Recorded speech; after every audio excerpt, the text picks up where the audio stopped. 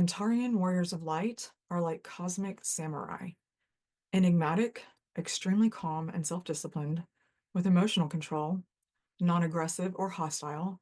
They present a very self-contained energy. They're like the calm that precedes a very big storm. It makes me think of walking into the woods and suddenly noticing that all of the animals have stopped moving or making noise. It's this eerie level of calm that precedes them, where you think, I don't know what that is, but I don't want to mess with it. Antares star beings basically don't get involved unless there's a violation of free will. So the Antares Aldebaran star beings kind of team up or work together as protectors of free will. These star seeds may feel protective of others even in situations that aren't directly related to them. If this resonates with you, then stick around to learn more. Let me start by saying this isn't just another starseed video, not for me anyway. I really want to honor this connection, my connection to the Antares star lineage, and you by being real, meaning I didn't spend 30 days in some sacred cave fasting and meditating for 12 hours a day in order to bring this information through. Because if I have to sit completely still for hours while maintaining perfect posture and focus, I'm probably not doing it.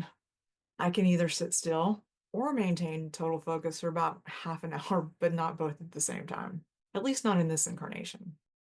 Hey, I'm Kelly, and welcome to this video where I'll be sharing with you information that has come through multiple client readings where the client either had conjunct or opposite alignments to Antares or Aldebaran fixed stars in their natal charts, aka the Stargate portal as it's often referred to. I emphasize the conjunct and opposite alignments here where they indicate a direct incarnation within the practice of galactic astrology. This interpretation differs from other aspects such as trines, squares, and sextiles when no other alignment such as the conjunct or opposition is present, meaning if you have a conjunction or opposition, those take priority in the interpretation. I also want to point out that this information is only part of the Antares story. These are the glimpses that have been shown to me through these readings, relevant to this piece of the puzzle.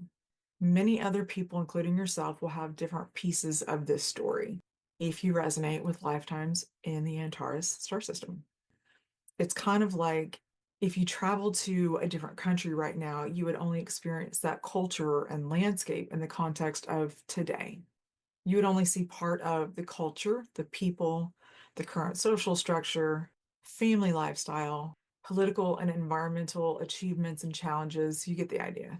Whereas if you visited 2,000 years ago or 200,000 years ago, that area would likely be unrecognizable. So I can only share with you the parts that have been shown to me, the details that have been conveyed to me through client readings and so on. And although this part of my direct cosmic lineage has been with me my entire life, I didn't know about the extent of my family's connection until just over a year ago when I was taking Julia's Quantum Soul Guidance course. I was honestly stunned to see this in my family history through my father's lineage. I had no idea. And it wasn't until I came across this portal in a client's chart that I started getting the information I'm about to share with you. So excited. I said all that to say this, though. If you feel like you're late to the party, you aren't.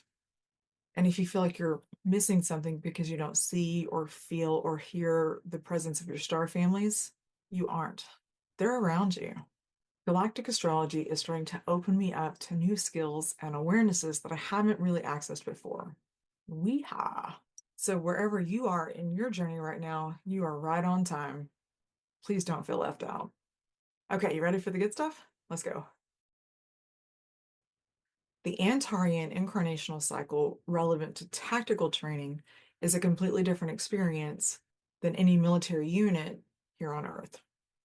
Number one, they are warriors, not just soldiers, in the truest sense, to me anyway, meaning combat is always seen as a last option.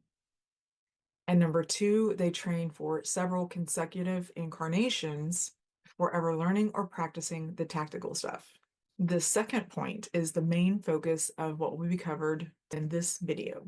So, for example, here on Earth, when someone goes through boot camp, like I did decades ago, once they graduate boot camp, once they successfully complete their training, they're eligible to be shipped off to a battle zone to go to war as we're used to seeing it here. This isn't the case with Antares. In the Antares system, you don't have just a single incarnation, one and done, and then go off to some hot zone. There is a training cycle that requires multiple consecutive incarnations before you even make it to studying the battle tactics portion. First incarnation, learning to control emotional triggers and responses. The star beings from Antares are identified as mantis beings. So they are physically different from humans, which means their physiology is different than ours, and they experience, quote, emotions differently than we do. For example, our bodies produce cortisol and dopamine and adrenaline and some other chemicals when we are stressed or happy, and so on. I'm not sure what chemicals are produced in the mantis brain or body, so I can only offer analogies here. So, this entire first incarnation in this cycle is dedicated to learning to control and calibrate those emotional triggers. You are trained to identify what those triggers are, like, do I feel protective? Do I feel angry, scared, overwhelmed, excited, frustrated, hopeless, etc.?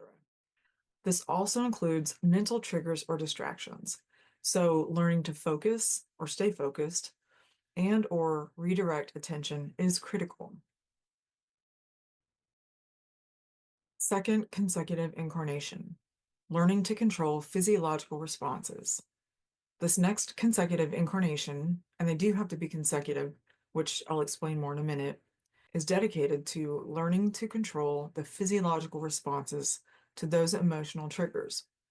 After becoming aware that you have those emotional responses from the first incarnation, then you learn to control the physiological response, aka your body's natural reaction. So you learn to control things such as heart rate, blood pressure, breathing, visual focus, body movements, whatever these physical correlations to the human body would be as a Mantian being. One of the reasons they must reincarnate in order to move up to the next training level, instead of, say, completing this process as a series of training phases in one extended incarnation, is so that the soul can reset after a full incarnation of intense training and focus on one specific lesson. So this gives the soul time to absorb the experience and integrate it more fully before moving to the next incarnation. When they leave the body after a training incarnation, those lessons get stored on the hard drive, in a manner of speaking.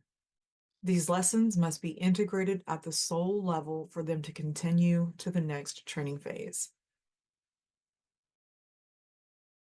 Third consecutive incarnation, learning to expand your awareness beyond your body and out into the surrounding field. Once you've mastered the first two lessons, emotional and physiological responses, then this third consecutive incarnation is dedicated to learning to project your awareness outside of your body. This takes you beyond just feeling the impulses inside of you and makes the environment an extension of you. You learn to feel the environment all around you. For example, you begin to perceive the subtle changes in air pressure and temperature. Notice any vibrations coming from the ground beneath you, and you can perceive subtle differences in those vibrations. Even the sense of smell increases, so you can pick up a shift in pheromones, for example. Your hearing increases, which allows you to perceive a difference in the background noise or even a difference in the cadence of someone's walk. You practice stillness so that you can hear the subtle difference in tone and pitch of the wind passing between you and a tree or another object that is, say, 3 feet away versus one that is 15 feet away. Think of an example where you are blindfolded and must stretch yourself to experience all the shades of difference in your environment through sound. It's almost like a form of echolocation, but you aren't projecting any sound to bounce off of these objects. It's more than echolocation. You become able to feel the life force in those trees, so you can tell when the line of energy gets disrupted and further train to identify what those disruptions are. This training cycle stretches one's abilities and also one's discipline. Fourth consecutive incarnation, learning to move as one, becoming the sum of all parts while maintaining individual agency.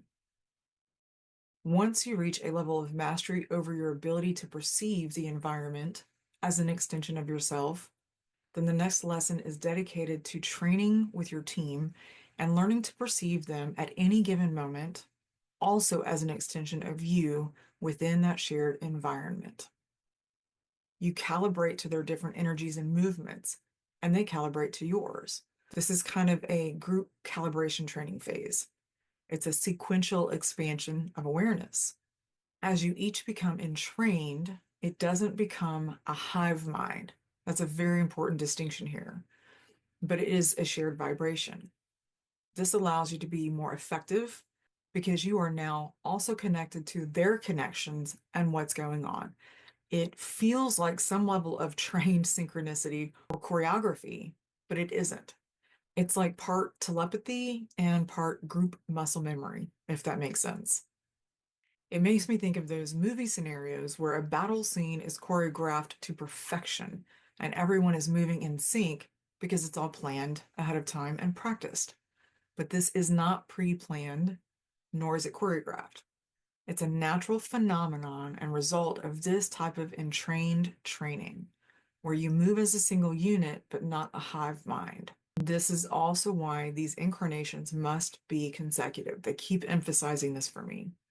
You can't just skip one and jump back into the class where you left off, kind of like I did in college. This type of incarnational training matrix creates a unified morphic field that is specific to each training cycle.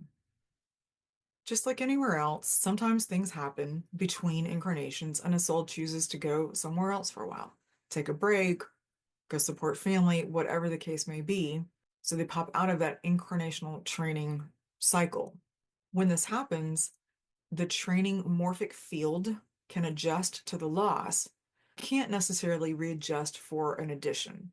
So the way they've shown it to me is once someone pops out of that training phase or that training cycle, as the group recalibrates, they move forward with that new entrained vibration. So it's less disruptive to keep going with the smaller numbers than it would be to add the soul back in. This protects the integrity of the group field that has been set in motion. Speaking from experience, I can tell you for certain that it makes a difference when you train together. And you can definitely tell when a group has not trained together. I have 5 years in the military and over 5 years in corrections. We've got stories. Some of them work out, some of them don't. So to illustrate the point about being able to tell the difference between teams that train together and just groups that don't train together, here's a quick story. This one time when I was working at the county jail, we were tasked with moving a couple of inmates from one tank to another.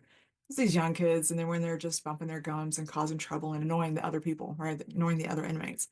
So we decided to just move them out before something popped off. Well, the sum total of our plan was to go in there, have them pack up, and leave. And it was me and two male officers, my coworkers, fellow officers.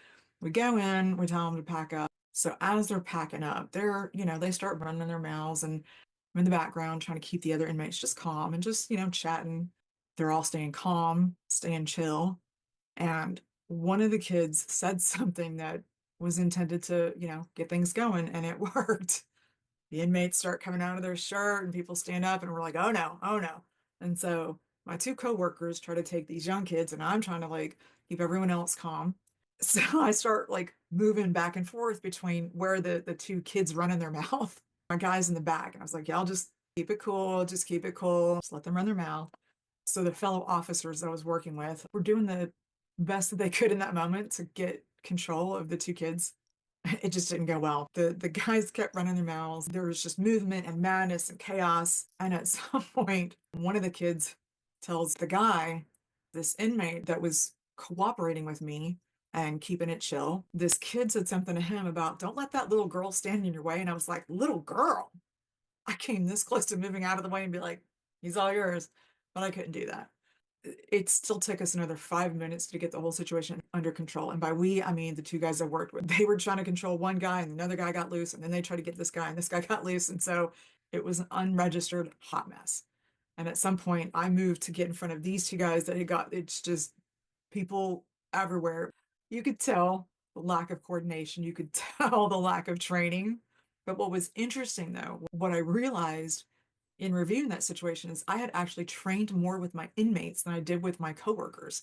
I spent 12 hours a day with my inmates. I spent months working with them, building rapport, understanding them, earning trust and respect. And it really showed in that situation where the training was, because I was able to be more effective in dealing with the inmates that I had built that rapport with than the two guys I worked with.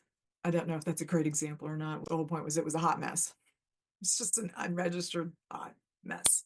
Sometimes it just goes down that way. But it definitely makes a difference of when you train together versus when you don't. Okay, y'all, bear with me on this last one. This piece is easier to understand and hear than it is to explain with words, but I'm going to do my best, okay? Fifth consecutive incarnation, accessing multiple timelines. This incarnation is about learning to slow the mind and focus your awareness to the extent that you can pull up and access multiple outcomes in any situation so that you can choose the highest outcome with the least amount of harm. This is the ultimate goal for Antarians. So this fifth consecutive incarnation is a bit tricky to explain. When it first came through, I explained it as learning to slow the mind down so it can perceive multiple timelines at once. I see it as slowing your awareness down to tap into multiple outcomes, but it's not about stopping time. It's about controlling your awareness relevant to the timelines. What the Antarians are looking for in these timelines and possible outcomes is the one that has the most effective or productive result with the least amount of harm. So basically, more impact and less contact. It could be the case that they actually speed up their awareness in order to perceive these multiple timelines, making it seem like everything around them slows down, which makes me think of a scene from The Matrix, but it's not quite like that. So, as you can tell, I'm still working on this piece, y'all. The purpose of consecutive incarnational training cycles is to maintain the integrity of each training matrix. You can't skip an incarnation and pick up where you left off.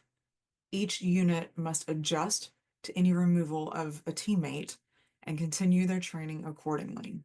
The reason this training incarnation cycle is so important is that with the Antarians, their first, second, and third goal is always no harm.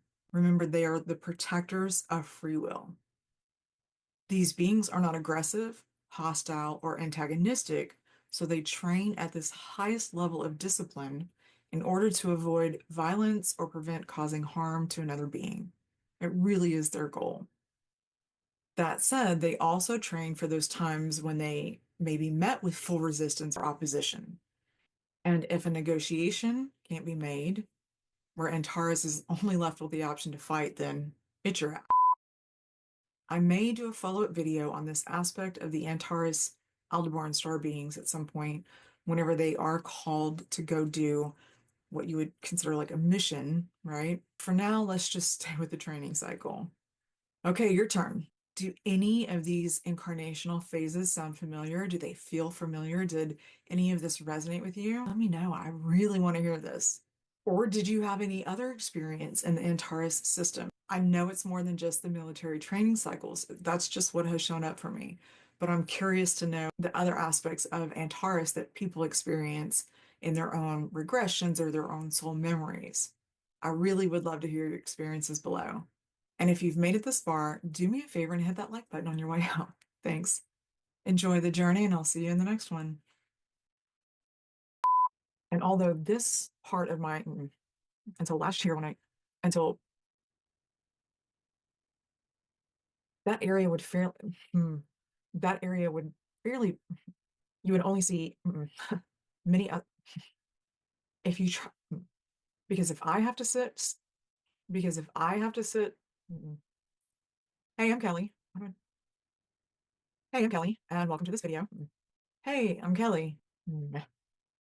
Through client readings. Whereas if you have, whereas if you have, whereas if you have